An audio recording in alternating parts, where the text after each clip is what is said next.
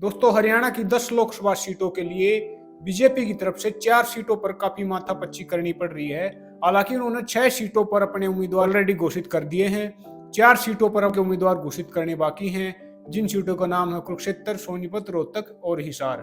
बात कुरुक्षेत्र की करते हैं। कुरुक्षेत्र की सीट के लिए सिख, रोड और वैश्य जाति के उम्मीदवारों की टक्कर चल रही है। जातीय समीकरणों को देखते हुए, क्योंकि कुरुक्षेत्र से कांग्रेस और इंडिया अलायंस ने सुशील गुप्ता को टिकट दे रखा है, फाइनल कर रखा है, इसी कारण वहां से नवीन जिंदल का भी नाम चल रहा था, उनकी वाइफ सालू जिंदल का भी नाम चल रहा था।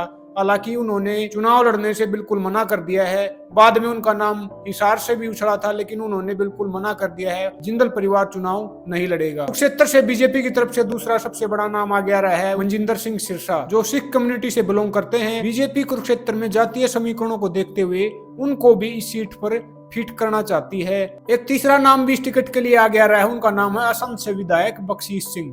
बख्शीश सिंह को भी यहाँ से कंसीडर किया जा रहा है। वह एक विधानसभा में एमएलए हैं और इस टिकट के लिए रेस में शामिल हैं। तो अब तक जो संभावना जताई जा रही है, मनजिंदर सिंह सिरसा, बख्शीश सिंह और पवन सैनी का भी नाम इस लिस्ट में शामिल है। अब बात करते हैं सोनीपत की। सोनीपत से ब्राह्मण और वैश्य में टिकट के लिए दावेदारी की जा रही है। वैश्य समाज से कविता जैन को कंसीडर किया जा रहा है, जो पूर्व में हरियाणा सरकार में मंत्री भी रही थी, सोनीपत से एमएलए भी रही थी, और उनके पति राजीव जैन जी पूर्व मुख्यमंत्री मनोहर लाल खट्टर के मीडिया सलाहकार भी रहे हैं।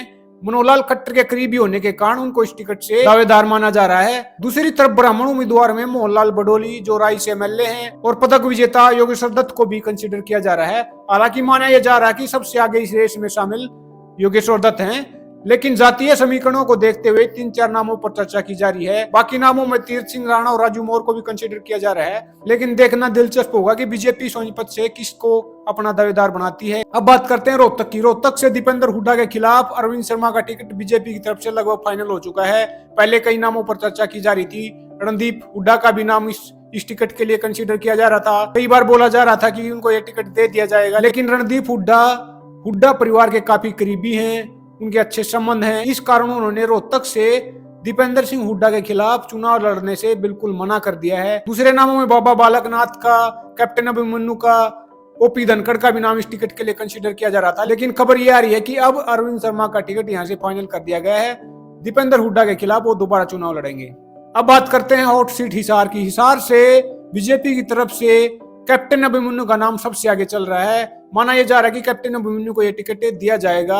हालांकि हिसार से जाट नॉन जाट में टक्कर चल रही है। नॉन जाट में रणबीर सिंह गंगवा जो एमएलए है, उनका भी नाम इस सीट के लिए कंसीडर किया जा रहा है, और कुलदीप बिश्नोई जो भजनलाल जी के बेटे हैं, उनको भी इस टिकट के लिए कंसीडर किया जा रहा है। कुलदीप बिश्नोई और भजनलाल परिवार की हिसार की सीट पर काफी मजबूती से पकड़ है। उनका काफी अच्छा वहां पर वोट बैंक है। आदमपुर से बहुए बिश्नोई जो कुलदीप बिश्नोई के बेटे हैं, विधायक भी हैं, लेकिन बीजेपी की नॉन परिवारवाद की पॉलिसी के कारण शायद उनको इस टिकट से वंचित रखा जाए। हालांकि देखना दिलचस्प होगा कि क्या बीजेपी इनको भी इस टिकट के लिए कंसीडर करता है।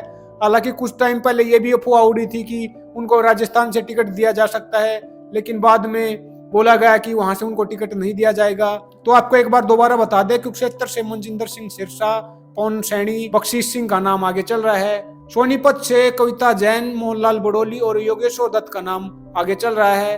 रोहतक से दीपेंद्र हुड्डा के खिलाफ अरविंद शर्मा का टिकट लगभग फाइनल हो चुका है। हिसार से कैप्टन अभिमन्यु का नाम सबसे आगे चल रहा है। बाकी नामों में रणबीर सिंह गंगवा और कुलदीप बिश्नोई का भी नाम कंसीडर किया जा रहा है। तो ये था हरियाणा की 4 बची लोकसभा सीटों के लिए बीजेपी की तरफ से संभावित उम्मीदवारों का विश्लेषण।